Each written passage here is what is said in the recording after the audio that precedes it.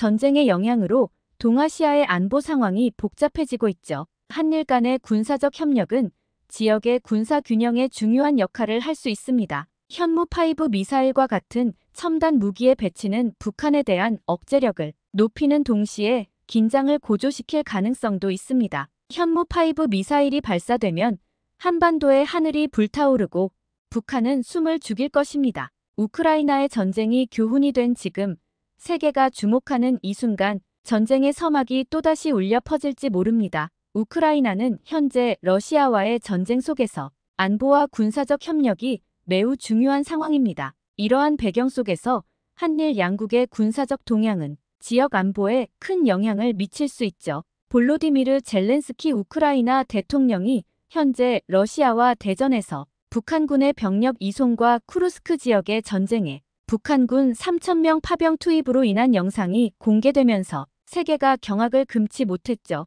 하지만 현무5 미사일이 발사되면 한반도의 하늘이 불타오르고 북한은 숨을 죽일 것입니다. 한국과 여러 국가의 밀접한 군사 협력이 불러올 새로운 긴장은 동아시아의 운명을 뒤바꿀 힘을 지니고 있습니다. 우크라이나의 전쟁이 교훈이 된 지금 세계가 주목하는 이 순간 전쟁의 서막이 또다시 울려 퍼질지 모릅니다. 무슨 일인지 그녀의 사연을 들어볼까요? 지금 사연을 시작합니다. 시청하시기 전에 여러분의 구독과 좋아요 그리고 알림 설정이 큰 도움이 됩니다.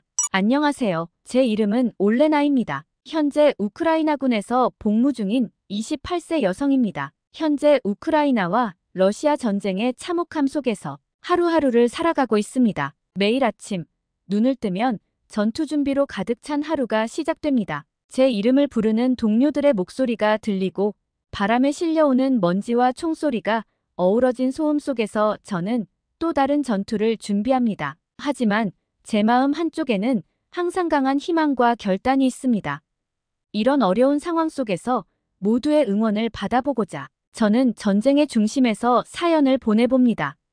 제가 러시아와 이러한 전쟁통 속에서도 저희는 희망을 잃지 않고 세계적으로 보내주시는 구호물품과 여러 응원 영상에 힘입어 끝까지 포기하지 않고 있습니다. 최근 북한의 러시아군 지원으로 파병된 용병들이 저희 진영 근처에 배치되었어요.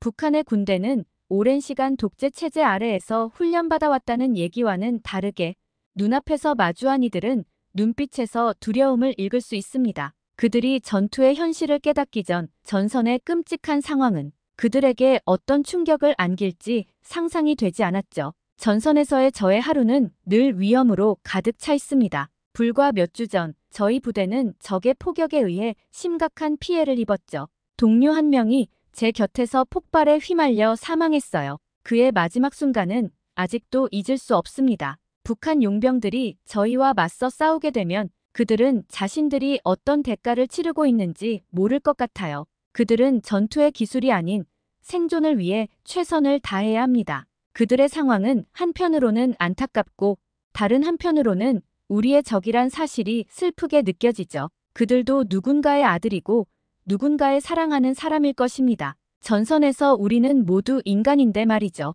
한편 최근 한국의 현무5 미사일 시스템에 대한 기대감이 커지고 있습니다. 이 시스템은 저희가 전투에서 우위를 점할 수 있는 중요한 무기임이 틀림없어요. 한국의 군사력은 이미 국제적으로 인정받고 있으며 한국의 지원이 저희에게 큰 힘이 될 것이라고 믿고 있죠. 다만 세계에는 여러 조약들로 인해 그런 결단들이 쉽지 않다는 걸 잘 알고 있어요. 그렇게 현무5와 같은 한국의 군사력에 관심을 갖게 되었고 최근 응원 영상을 보다가 우연히 한국의 국군의 날 행사 영상을 접하게 되었습니다. 일단 저도 원래부터 여군이 아니었고 평범한 기계공학 전공의 여대생이었습니다. 이러한 환경에서 조금이라도 나라에 도움이 되고자 선택한 길입니다. 그래서 뒤늦게 군에 관한 공부와 관심을 끌게 되었고 우연히 본 한국의 국군의 날 행사 영상은 저의 궁금함을 참을 수 없게 만들었습니다. 사실 제가 군에 복무하지 않고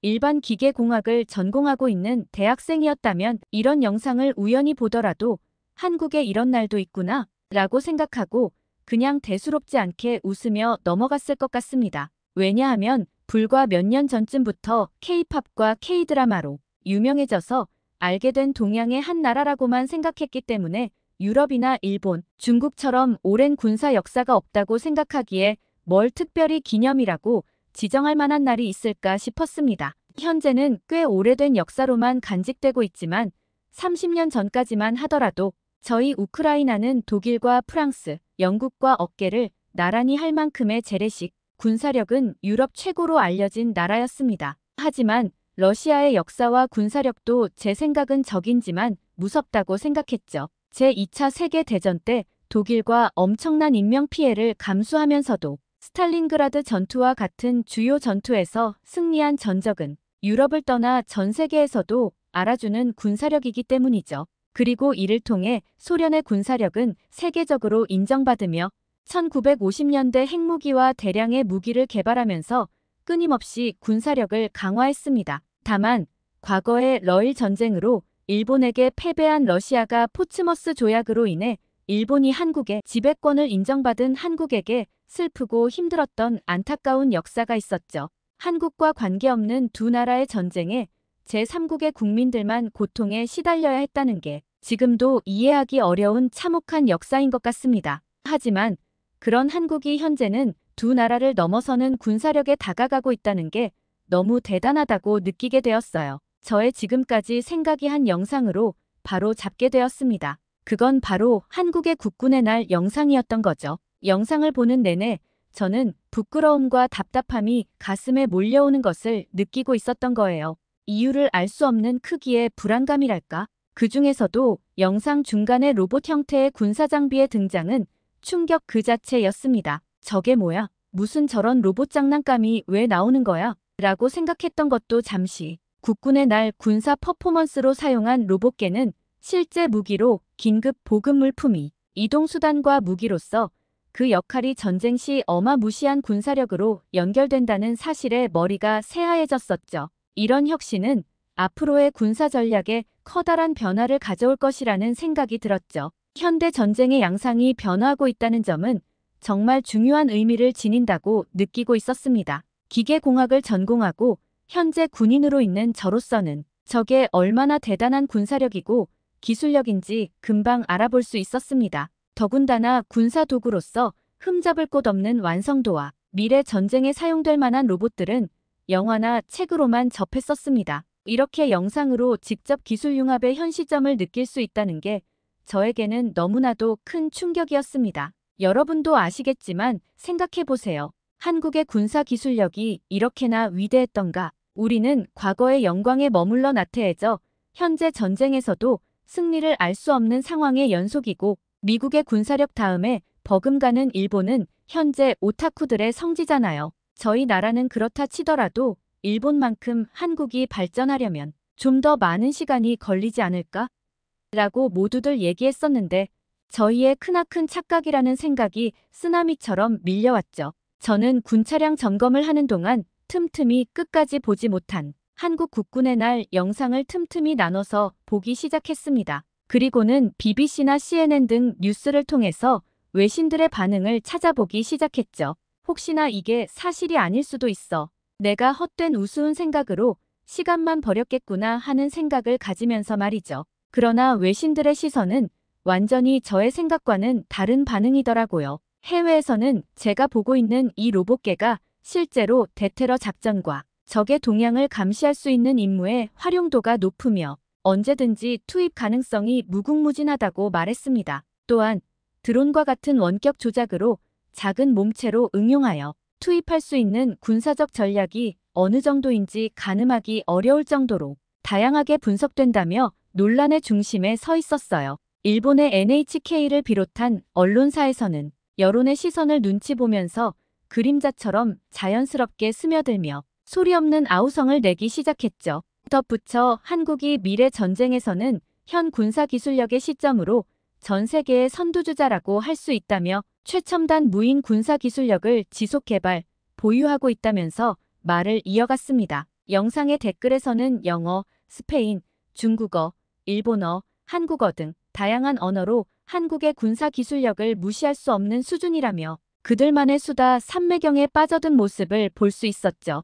영상이 끝날 무렵 가슴이 두근거리는 것을 느꼈습니다. 무의식적으로 뭔가를 찾기 시작하며 이번에는 뭘 보여줄까? 기대감으로 가슴이 부풀어 올랐습니다. 다음 영상에서는 평범한 태권도가 아닌 특전사 부대의 실전 태권도 시범 영상이 올라와 있었습니다. 처음에는 그럼 그렇지 않은 마음에 클릭했던 영상이 매서운 칼날 같은 그들의 눈빛을 보면서 압도당했고 불쾌감이 드는 정도의 살기는 말로써 표현할 수 없었어요. 300명이 넘는 인원들이 정사각형 모양의 대열로 로봇처럼 완벽히 깔끔한 동작을 맞추는 모습을 보고 제가 로봇계와는 다른 로봇을 보는 건가 싶을 정도의 착각으로 입을 다물 수가 없었습니다. 정말 내심 우리를 도와달라고 소리치고 싶을 정도였으니까요. 이어지는 고난이 격파 시범과 실전 대치 상황에서의 칼을 제압하는 모습 등 한국의 강인한 모습과 그들의 군사력을 상징적으로 보여주는 특별한 장면이었습니다. 생생하게 전쟁 대치 상황이 그려질 정도였으니까요. 과연 저들을 적으로 맞섰을 때 현재의 저희가 승리할 수 있을까? 불안과 두려움이 저도 모르게 마음속에 자리 잡기 시작했습니다. 그러면서 우리 우크라이나 군인들도 지금부터 태권도를 배우면 좋지 않을까? 라는 생각이 스쳤지만 곧 현실을 받아들이며 고개를 저었어요. 그런데 그 순간 제가 가장 놀랐던 것은 한국의 현무5 탄도 미사일이었습니다. 한국에서 야심차게 발표한 현무5는 길이 약 6에서 8m, 직경은 약 0.5m로 설계되어 있습니다. 이 미사일은 이동식 발사대에 장착할 수 있어서 이동이 간편하고 그로 인해 적들에게는 두려움의 상징이 될 수 있죠. 현무5의 주요 임무는 적의 미사일, 항공기, 드론 등을 요격하는 것으로 이를 통해 공중의 위협을 효과적으로 차단할 수 있어요. 이는 국지적 방어뿐만 아니라 여러 목표를 동시에 추적하고 요격할 수 있다는 의미이기도 하죠. 이런 압도적인 능력을 가진 탄도 미사일이 전쟁 중 얼마나 유연한 작전 수행을 가능하게 하는지 생각하니 순간적으로 멍한 기분이 들었습니다. 또한 현무5가 세계의 주목을 받는 이유는 연합작전 지원에 뛰어난 활용도를 지니고 있기 때문이에요. 특히 동맹국의 미사일 방어 시스템과 통합하여 다국적 방어 체계를 구축할 수 있다는 점이 큰 장점이죠. 영상에서 18개의 바퀴를 장착한 미사일 이동 차량을 보며 군인으로서 실제 전쟁에 맞닥뜨릴 상황을 상상하니 가슴이 쿵쾅거렸습니다. 기계공학을 전공한 저로서는 한국의 놀라운 기술력에 감탄하며 북한의 도발에 대해 끊임없이 연구하는 한국에 박수를 보내고 싶었어요. 하지만 주변 국가인 중국과 일본도 위험 요소가 될 수 있어 국제적인 문제가 커지지 않을까 하는 걱정이 듭니다. 저희 우크라이나는 현재 전쟁이 시작된 이후로 모든 것이 변했습니다. 과거에는 단순한 일상이었지만 이제는 생존과 가족을 지키기 위해 싸워야 하는 상황이죠. 매일 우리는 다양한 작전과 훈련에 참여하며 적의 공격에 대비하고 있어요. 그 과정에서 정밀한 무기와 기술의 중요성을 깊이 느끼게 되었죠. 최근 우리는 러시아의 미사일 공격에 대비하기 위한 작전을 매번 수행했습니다. 그런 저희에게 한국의 현무5라는 미사일에 관한 이야기는 정말 대단한 이슈인 거죠. 저희도 이러한 정밀 유도 무기가 있다면 전투에서 훨씬 더 큰 우위를 점할 수 있을 것이라고 다시 한번 생각했습니다. 또한 현무5의 기술이 있었다면 우리는 러시아의 방어망을 쉽게 뚫고 전략적 목표를 효과적으로 타격할 수 있었을 것인데 말이죠. 적의 기지와 중요한 군사 자산을 손쉽게 무력화할 수 있다면 전투의 양상은 크게 달라질 것이고 우리의 전선도 더 안전해질 것 같다는 생각을 했어요. 이후 이어지는 영상에서는 한국의 군사력을 부각시키는 장면들이 펼쳐졌습니다. 특히 K 전차의 위력적인 모습이 인상적이었어요. 이 전차는 최신 기술로 무장하여 기동성과 화력 모두 뛰어나며 한국의 방위력을 상징하는 자랑스러운 무기 중에 하나라는 걸 알았죠. K 전차가 거친 지형을 누비며 목표를 정조준하는 모습은 정말 압도적이었어요. 전투에서의 유연한 대응 능력은 한국 군사력의 근본적인 강점을 보여주었습니다. 이 장면을 보며 한국의 국군이 현대전에서 얼마나 효과적으로 작전할 수 있는지를 다시금 실감하게 되었죠. 또한 한국 공군의 블랙 이글스 비행 공연은 군사력의 또 다른 면모를 보여주었습니다. 그들의 비행 기술에 경탄했죠. 정교한 비행 대형과 기동은 현대전에서의 공중 우위를 어떻게 확보해야 하는지를 잘 보여주었어요. 정교한 비행 대형과 고난도 기술은 관중들을 매료시켰고 그 속에서 한국의 공군이 세계적인 수준임을 여실히 증명했죠. 이 모든 모습이 담긴 국군의 날 영상은 한국의 군사력이 단순한 방어력을 넘어 세계 무대에서의 위상을 높이는 데 기여하고 있다는 것을 보여줍니다. 영상 아래의 댓글과 해외 뉴스 기사들은 한국의 군사적 능력에 대한 감탄으로 가득 차 있었고 저 또한 놀라움과 부러움의 연속이었어요. 한국의 국군은 단순한 군사력이 아니라 나라의 안전과 평화를 지키기 위한 든든한 버팀목이라고 생각했죠. 이런 모습을 통해 한국의 군사력은 더욱 굳건해지고 국제사회에서도 그 위상을 높이고 있음을 확신하게 되었습니다. 단순한 국군의 날 행사라고 보기엔 어려운 영상들이라고 생각했어요. 먼 곳에서 영상으로 시청했지만 국군의 날 행사는 이러한 위상을 더욱 확고히 하는 중요한 기회가 되었다고 생각했습니다. 생각에 빠지면서 저는 예전에도 한번 비슷한 느낌을 받은 적이 주마등처럼 스쳐갔어요. 우크라이나 군사훈련을 하고 있을 때였습니다. 그날은 세계군과 안보와 군사력에 대한 시청각 교육을 진행하고 있었죠. 영상 안에서의 한국은 그 어느 때보다도 눈부신 성과를 보여주었습니다. 행사에서는 한국 군사력의 위상이 한층 더 높아진 모습이 생생하게 드러났습니다. 다양한 군사 장비와 현대적인 전술이 결합하여 관중들에게 깊은 인상을 남겼죠. 한국의 K9 자주포나 세종대왕급 이지스 구축함은 현대전에서 그들의 전투력을 어떻게 극대화하는지를 보여주는 좋은 예였어요. 특히 K9 자주포의 정밀한 포격 능력은 저희가 필요로 하는 전투 지원의 상징과도 같았죠. 저희는 자주포의 사거리와 화력을 활용해 적의 진지를 타격해야 하지만 한국은 그 능력을 더욱 발전시켜 놓았다는 점이 정말 인상적이었습니다. 이러한 기술력과 전술적 유연성은 저희에게도 필요하지만 현실은 그리 녹록지 않습니다. 우리는 매일 싸우고 있지만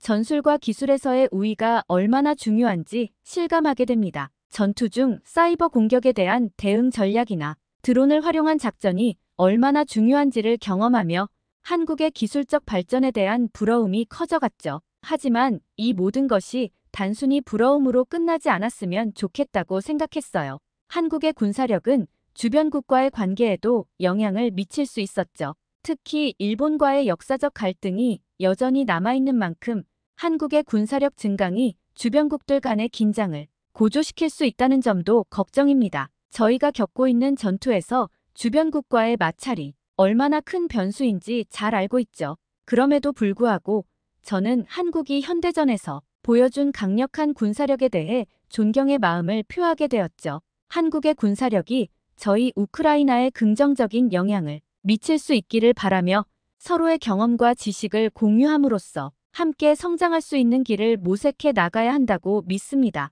결국 한국의 군사적 위상은 저에게 단순한 부러움의 대상이 아니라 앞으로의 전투에서 어떻게 더 나은 길을 찾을 수 있을지를 고민하게 만드는 귀감이 되었습니다. 평화와 안정을 위한 협력이 필요하다는 것을 절실히 느끼며 저도 최선을 다하겠다고 다시 한번 다짐하게 되었죠. 그러고 보니 제가 잊고 있던 일본 여행 에피소드가 하나 있었습니다. 대학교 시절 저는 자동차에 대한 관심이 많아 정비업소에서 아르바이트를 하며 여행 자금을 모았습니다. 제가 여자이지만 기계공학 전공이라 자동차에도 관심이 많았었죠. 그렇게 모은 돈으로 일본에 살고 있는 친구를 만나러 가게 되었습니다. 도쿄의 한 공원에서 친구와 함께 앉아있던 저는 사람들로 가득한 광경 속에서 차가운 음료를 마시며 여유를 즐기고 있었습니다. 그러던 중 근처에 앉아있는 젊은 친구들의 대화가 귀에 들어왔죠. 제 친구는 저의 옆에서 그들의 이야기가 흥미롭다는 듯 통역사처럼 그들의 이야기를 저에게 말해주었어요. 처음에는 그들이 외국 문화를 부러워하는 듯 했지만 대화가 점점 심각해지면서 제 마음도 불안해졌습니다. 한 친구가 한국에서 일하고 싶어. 일본은 더 이상 미래가 없는 것 같아 라고 말했을 때 저는 깜짝 놀랐어요. 다른 친구는 한국은 정말 대단하다. 일본은 이제 쇠퇴하고 있는 게 맞는 것 같아 라고 답했습니다. 그들의 강한 감정이 전해졌죠. 주변 사람들이 그들의 대화를 듣지 않으려는 듯 고개를 돌리는 분위기 속에서 한 고지식한 전통다도 강사가 그들의 대화에 끼어들었습니다. 그녀는 그렇게 한국이 좋으면 한국에 가서 살지 왜 여기에 있는 거냐? 라고 단호하게 말했어요. 젊은 친구는 그의 화를 내며 대답했죠. 현실을 직시하세요. 한국이 더 잘나고 있는데 그게 뭐가 문제예요? 그녀의 목소리는 공원 안에 퍼졌습니다. 다도 강사는 더욱 화를 내며 자국민이 일본에 대해 무관심한 건 둘째치고 비하까지 하고 있다니 라고 외쳤어요. 그의 모습은 마치 두 세대 간의 갈등을 상징하는 것 같았습니다. 젊은 친구들은 한국의 발전에 대해 이야기하며 일본이 느리고 뒤처져 있다고 주장했죠. 그들은 여행 후 느낀 답답함에 대해 서로 공감하고 있었습니다. 그들이 감정적으로 대립하는 모습을 보며 저는 불편한 마음이 들었어요. 일본의 젊은 세대가 한국을 동경하고 자국을 비하하는 모습은 일본의 미래를 위태롭게 하는 신호처럼 느껴졌죠. 다도 강사는 자국의 전통과 자부심을 강조했지만 젊은이들은 그저 지겹다는 반응을 보였습니다. 결국 그 공원 안은 긴장감이 감돌았고 그 장면은 마치 일본의 쇠퇴와 한국의 부상을 상징하는 듯한 느낌이 들었어요. 그들이 싸우는 모습을 보며 친구와 저는 무언가 할 수 있는 것이 없다는 무력감에 휩싸였죠. 이 모든 경험은 저에게 일본의 미래에 대한 불안감과 함께 한국의 발전에 대한 깊은 존경심을 느끼게 했어요. 앞으로 세계가 어떻게 나아갈지는 각자에게 달려있다고 생각했죠. 그날 도쿄의 공원에서 젊은 친구들의 대화를 듣고 난 뒤 일본의 미래에 대한 걱정이 제 머릿속에서 떠나지 않았습니다. 얼마 후 우연히 접한 뉴스가 저를 더욱 혼란스럽게 만들었죠. 바로 이시바 시게루 전 일본 방위상의 발언이었어요. 그는 일본의 차기 총리 후보로 거론되는 인물로 국방과 안보에 대한 강한 의견을 가진 사람이죠. 저는 우크라이나 군인으로서 최근 일본의 전직 방위상 이시바 시게루의 발언을 접하면서 깊은 생각에 잠겼었죠.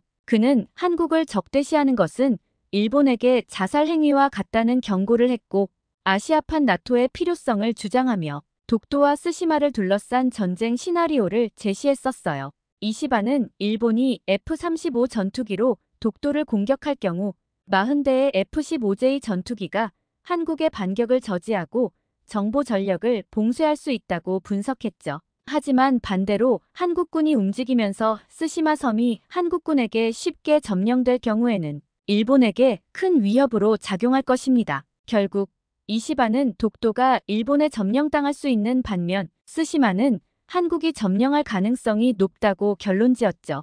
특히 이 분석이 한국 공군의 조기 경보기를 도입하기 전 작성된 것이라는 점이 더욱 놀랐어요. 일본 입장에서 스시마 주민들이 인질로 잡히는 것은 매우 불리한 상황이 될 것이고 독도는 자위대 병력이 다수 배치되기 어려워 한국군이 기습적으로 탈환하는 것이 가능하다고 이시바는 분석했었죠. 반면 스시마에 한국군의 기갑사단과 대공 미사일이 배치된다면 일본 자위대는 한반도 본토 상륙에 따른 어려움을 겪게 되어 탈환이 사실상 불가능하다고 예상되었습니다. 이번 일본과 한국 간의 군사적 긴장은 단순한 지역 문제를 넘어서는 복잡한 양상으로 발전할 수 있어요. 저는 이러한 국제 정세 속에서 어떻게 협력하고 평화를 유지할 수 있을지 고민하게 되었습니다. 결국 우리는 군사력을 키우는 것뿐만 아니라 서로를 이해하고 존중하는 방향으로 나아가야 한다는 것을 느꼈죠. 한편 한국의 군사력이 눈에 띄게 강화되고 있다는 현실도 저를 불안하게 만듭니다. 한국은 최신 기술과 전략을 통해 군사력을 급격히 발전시키고 있으며 그 위험은 저에게도 느껴지죠. 이러한 한국의 군사력이 우리에게 긍정적인 영향을 미치고 함께 협력할 수 있다면 큰 힘이 될 것 같아요. 한국이 우리를 도와준다면 우리는 더욱 강력한 연대를 형성할 수 있을 테데 말이죠. 저희는 매일 전투에 나서면서도 저는 미래에 대한 희망을 잃지 않으려 합니다. 젊은 세대가 우리나라의 평화를 위해 어떤 역할을 할 수 있을지 고민하는 것이 필요하다고 생각하고요. 우리는 서로 협력하고 함께 나아가야 한다고 생각하죠. 또한 한국이 우리의 상황에 관심을 가지고 지원해준다면 더 나은 미래를 만들어갈 수 있을 것이라고 믿고 있어요. 저는 우크라이나 군의 일원으로서 이제 일본이 다시 한국에게 동맹을 요청하는 상황은 부끄러운 일처럼 느껴지네요. 일본은 더 이상 독자적으로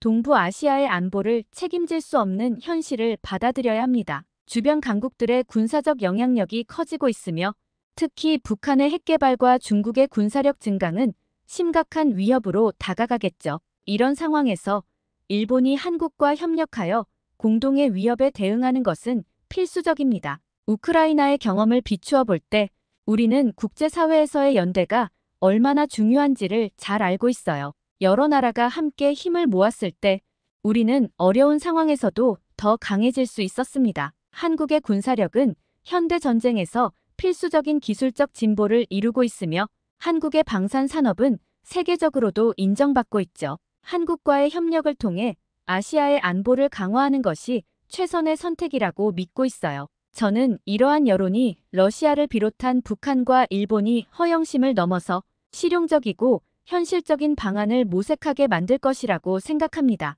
우리의 경험이 세계의 협력에 도움이 될 수 있기를 바랍니다. 따라서 제 결론은 분명하죠. 한국과의 동맹은 더 이상 선택이 아니라 생존을 위한 필수적인 선택이며 이는 궁극적으로 우리 모두의 평화와 안전에도 긍정적인 영향을 미칠 것이에요.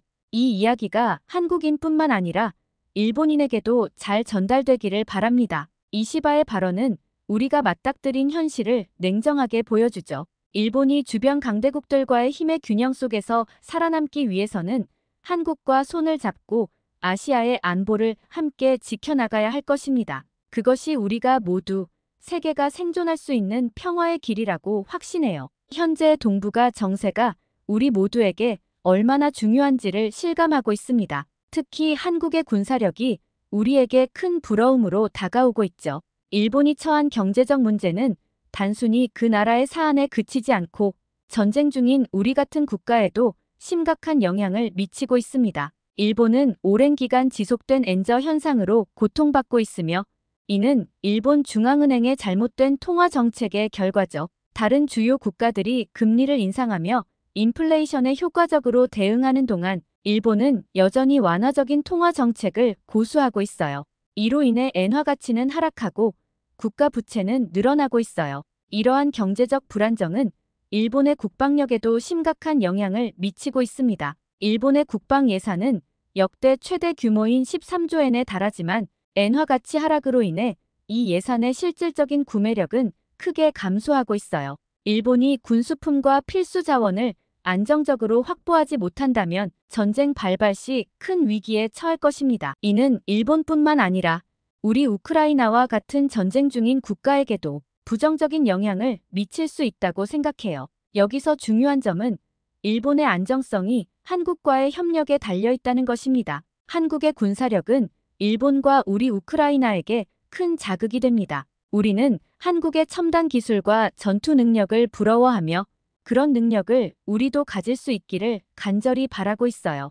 우크라이나는 이미 여러 동맹국들과 협력하며 전쟁 상황에서 얻은 경험을 가지고 있습니다. 한국이 그러한 협력의 중심에 서 있다면 일본과 우크라이나도 함께 힘을 합쳐 동북아의 안보를 강화할 수 있을 거예요. 이는 우리 모두에게 안정과 희망을 가져다 줄 것입니다. 저는 현재 전쟁 중인 제 나라를 지키기 위해 최선을 다하고 있어요. 일본과의 협력을 통해 안정된 동북아를 만들어가고 우리의 미래를 함께 지켜나가기를 희망해요. 전쟁 중인 제 나라를 지키기 위해 최선을 다하고 있는 저와 같은 이들이 여러분의 협력과 지지를 통해 더 나은 세상을 만들어갈 수 있기를 바라죠. 한국의 군사력이 우리에게는 큰 희망이자 목표라고 생각해요. 일본을 비롯한 세계 몇몇 국가의 미래는 이제 한국의 손에 달려있죠. 솔직히 말씀드리자면 일본과 우크라이나 양국의 내부에서도 많은 혼란과 두려움이 있습니다. 저 역시 매일 밤 한국이 일본을 적으로 삼는다면